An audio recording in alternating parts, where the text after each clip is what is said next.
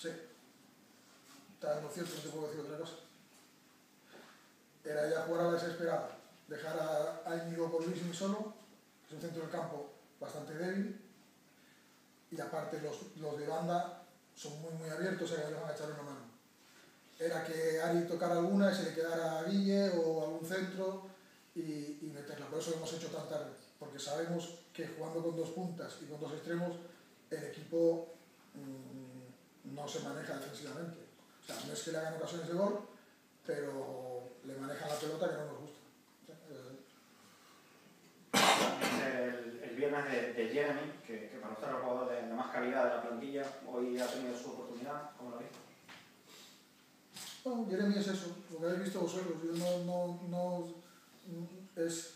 Es capaz de hacer lo mejor y lo peor. Es un jugador con mucha calidad, ha puesto dos centros fenomenales, quizá tiene mucha intermitencia. Es un jugador, a ver cómo te lo puedo definir. Es un jugador que si estuviese en el equipo contrario yo lo tendría muy en cuenta, porque es un jugador que puede hacer mucho daño.